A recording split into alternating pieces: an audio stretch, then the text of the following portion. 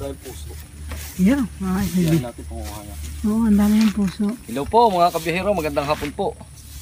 Tayo po ay nandito ulit sa farm. At isang araw nga po ay kami nagbisita ni kabiyahera at naglagay po ng tawag dito. Nagdilig po kami ng mga gulay natin. Ay nakita ko po yung kalamansi natin doon ay napakabunga po at pwede na pong harbisin. So yan po natin gagawin ngayon. Tapos yung pong mga mangilan-ngilan dito ng Lasunes atin pong haharbisin na din. Yung pao na po or sapaw. So ang atin pong uunahin ngayong harbisin ay yung pong ating kalamansi. At marami na nga po yung nadilaw na. Kung sa kung po ay parang na-over na. Pero marami pong makukuha. Promise ko po sa inyo. Siguro po yung kaing pong ito ay mga kalahati. Ayan na po.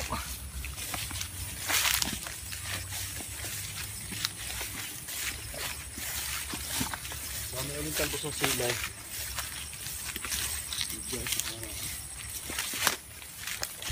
Wah, upo ko. Tangkad na. Ang ganda, upo. Quality. Aba. Ang lago, ang taba.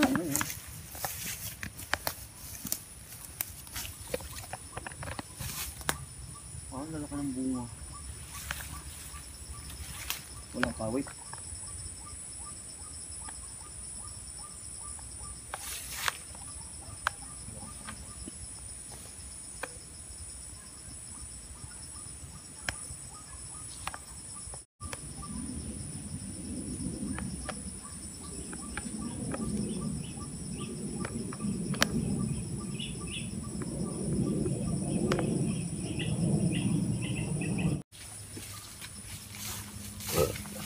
Pangawit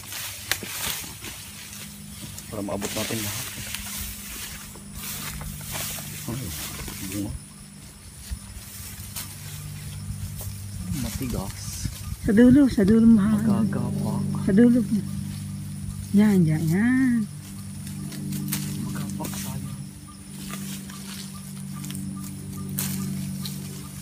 Yan.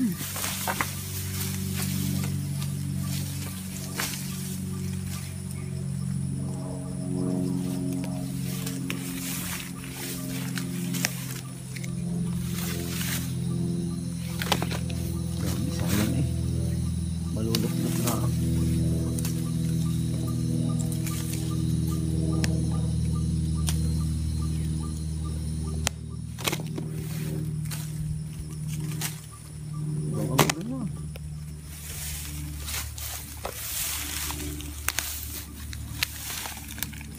Bunga.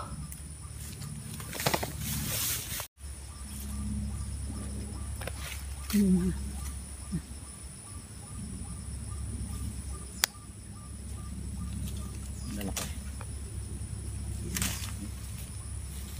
Sariwa-sariwa.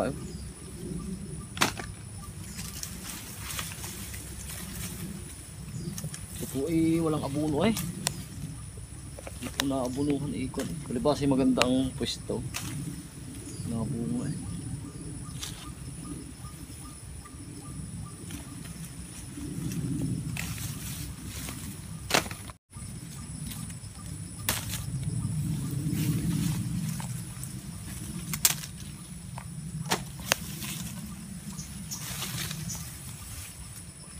Malaki na ang kabilang yun.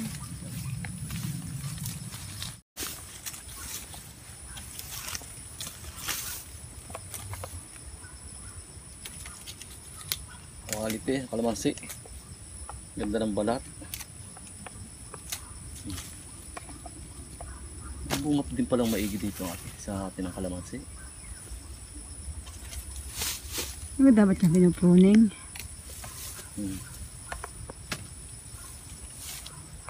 Lalaki po.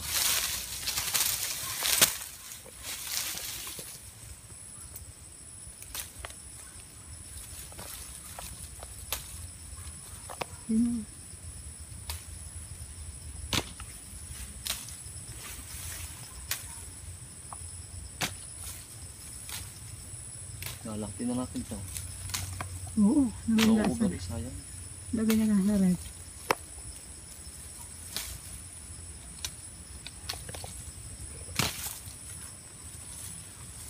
na rin ako. Ito pala ng baging, kaya mahirap dahil may baging. Wow.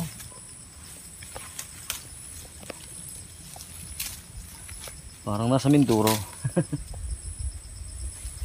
Pero tumamo ang kalamansi. Shout out sa lahat ng taga Mindoro. May kalamansi na rin po kami dito. Ba hindi ang 2 kilo. 2 kilo. Madami ito. Malaki eh. Sarap na rin sa lomay.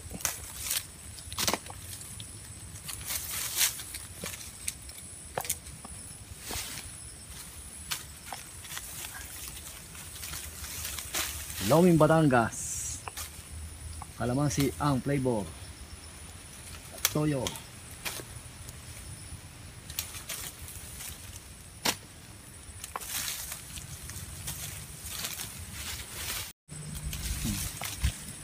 Ano mga lalaki ah?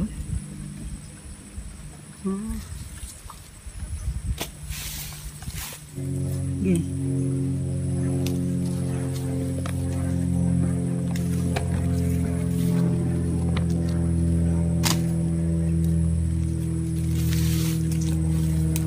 So ang proper po ng pagpitas ng kalamansi ganito. Tuturuan ko po yung proper na pagpitas ng kalamansi. Ikot, hila. Ikot, hila. Hindi po nasisipnat yung yung balat. So yun po namang iba, nagamit po sila ng improvised na pangkuko. Nilalagay po dito para madaling kurutin ang tangkay ng kalamansi. So yun lang po ang maituturo ko sa inyo ngayon, yung proper na pagpitas ng kalamansi. At yun po yung nakikita natin sa mga doon sa mga may kalamansian na napapasyalan po natin. Yun po ang turo nila sa atin, kaya sinishare ko naman po sa inyo. So hindi na lang po natin ma-proper, at ito naman po ay ikangay pang sarili lang. Ito po ay hindi naman po ito pambenta.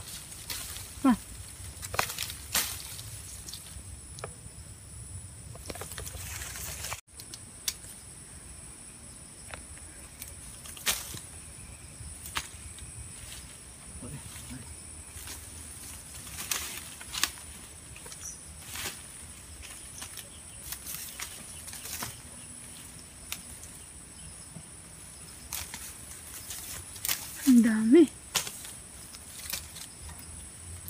Nagasulit.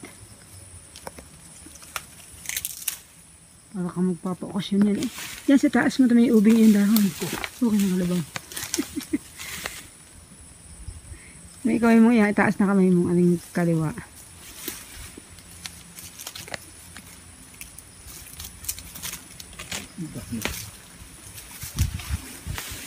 Yan, pamsapak masaya.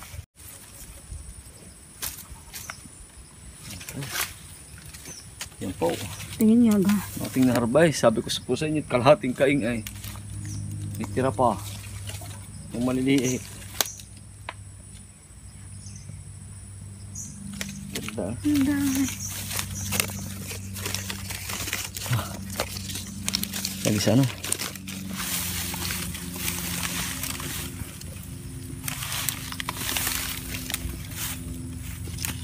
Kukuha naman natin lasunis. Ang dami. Ito natin kain. Wala puno. Puno. Puno ay kubag. Lasunis naman. Susungkitin na lang po namin ang lasunis. At ako po hindi marunong makayat. Matataas po lasunis natin.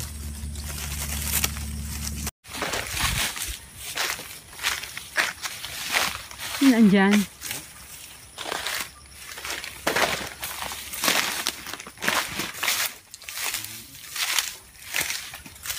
Kakawit ha. Ayun pala. Lansones. Okay. Masasok na Mayroon pa doon. Dami yan. Pangainin. Sayang eh.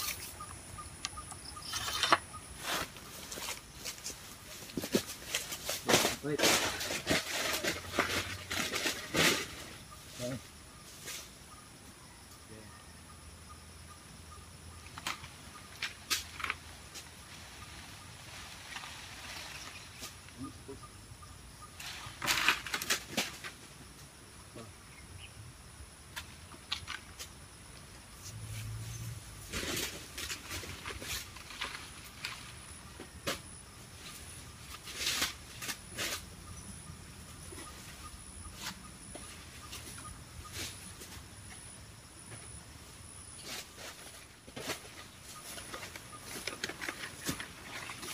Lasones.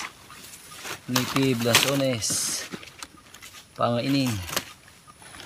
Ngayon mo tayo.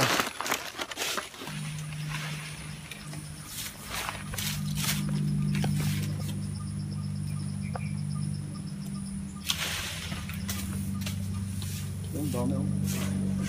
Kulay orange na po eh. Ito po yung pao ng bunga. Sapaw po ito, sapaw pa. Marami pa pong maliliit.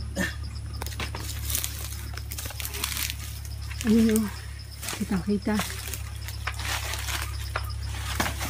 Oh. Oh, naman balay-balay na. Ito ba?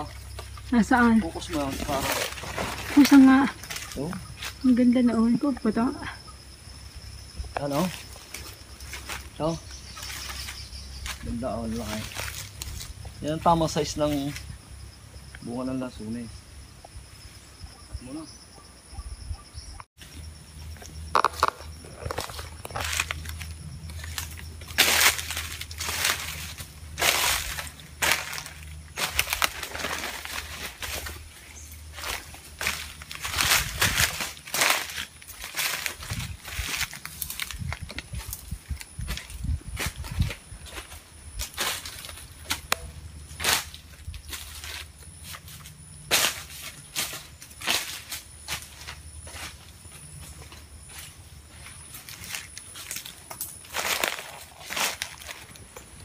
Yan po, share ko lang po doon sa mga may mga rambutan trees. Yan kapag nga po gantong bata pa, ay talaga pong pag bumulaklak siya, aalisin natin. Yan po nangyayari dahil hindi po natin alis yung bulaklak. At kung so, tayo po napalingat, hindi po natin nakita. Yan po nangyayari sa kanya. Kung tawagin nga po namin palumpungin, ang pangit po. Buti na lang po hindi namatay. Yan po kanyang mga natayong bulaklak. Yan, buti na lang at may sumunod na suloy. Yan po, share ko lang po yan para may matutunan po kayo. Kaya dapat po 1 year old to 2 years old ang rambutan ay hindi pa pinatutuloy ang bulaklak or bunga. Kailangan ay tutungtong siya sa edad na 3 taon. Yun po isa pagkakadanas namin. Yan, katulad niyo po, ito ang katunayan. Muntik na po siya namatay. Sayang naman po, sayang po ating pagod kung halimbawang mamatay lamang pagkatanim ay mataas na po. Buti na lang po na siguro nasundan ng ulan kaya po siya sumuloy. Yan lang po ang share ko po sa inyo. Panibagong kaalaman po. Ito po ang ating mulawin tree. Dinalian po natin nung wala pa po 1 taon, nakakalipas. Ito po ay kumbaga sa ko'y maluag ang tali natin. Kaya patunay po na malaki nga po ang inilalaki ng kahoy pagka po sa loob na 1 taon na bagting agad eh oh. Samantalang ito yung maluog ng ating ilagay. Kaya yan ang patunay na lalaki ang kahoy. Ang gabihan mo, ang ganda. Mga na may merdi ay. So, sambalay ba? Ito pa ng gabi.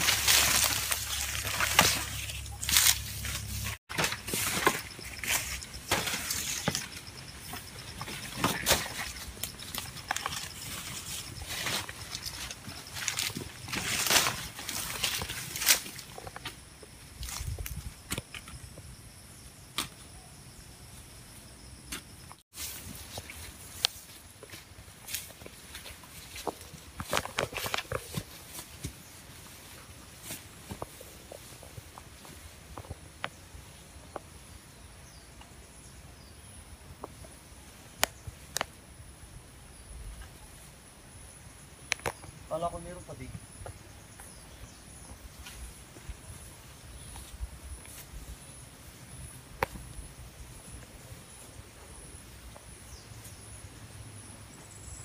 Yan po ang ating na-harvest na kalamansi.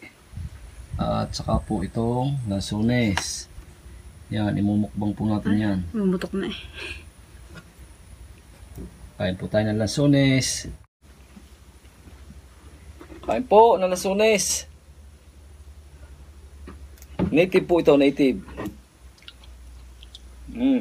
Tamis. Tamis. Dapis pa po talaga ang lasa ng native. Kumpara po sa ibang variety na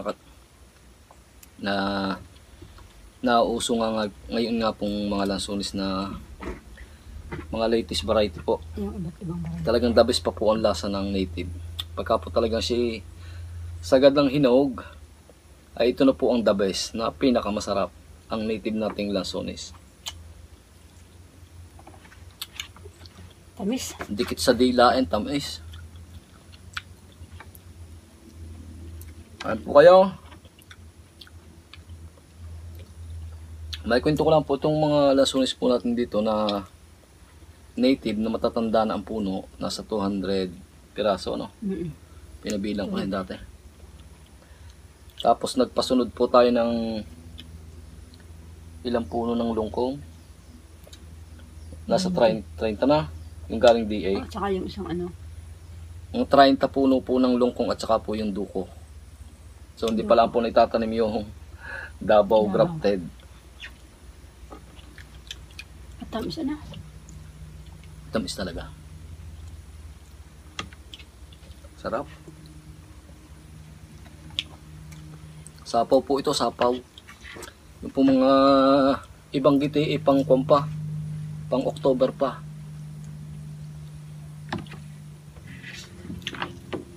Makakadami din nga tayo ng ano na lansones dito.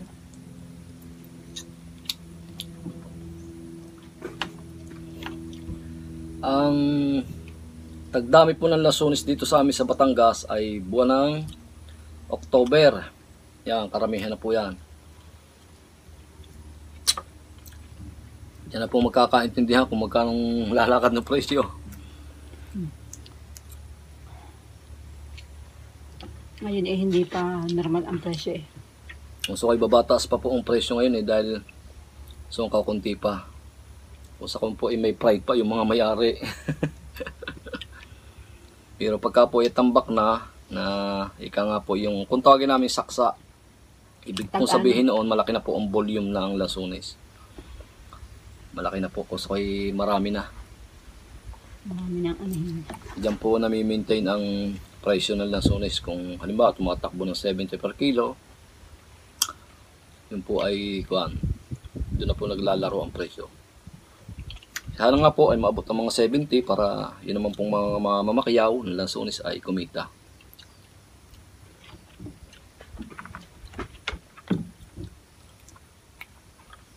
Dami na ako.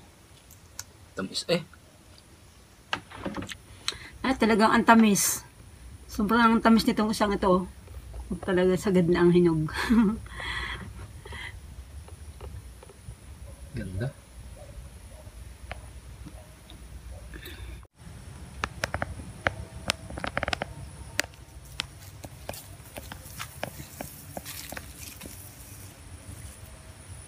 Ano pa kabaga ng ating sitaw? Napabag na. Ano kung pakalaasan?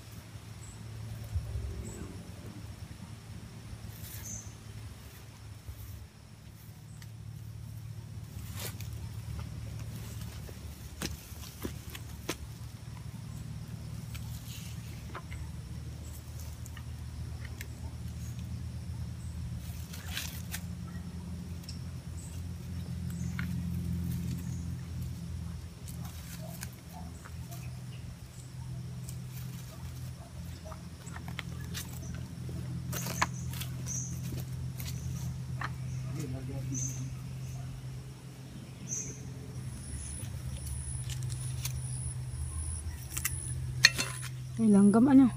Langgam eh. Oh, ginuguya mo. Dapat na spray 7. Dapat na gana. Yung meron din yung 7, wala lang pang spray.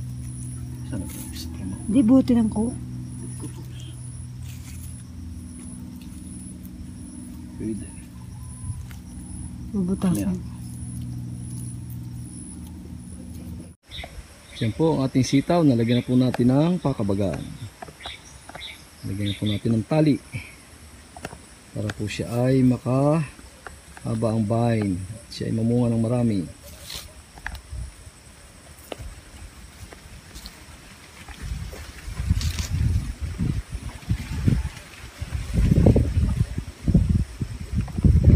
So update sa ating papaya. Malalaki na.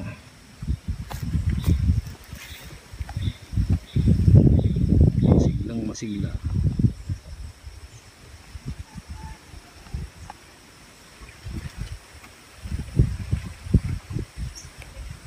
Po, hanggang dito na lang po at sana po ay nag-enjoy kayo sa video natin ito. Marami pong salamat sa inyo. God bless po at ingat po tayo lagi.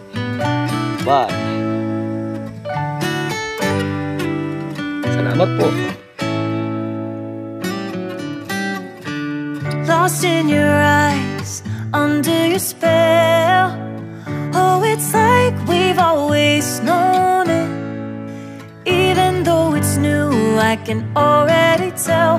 Oh, that this feeling is taking over. Can we take our time?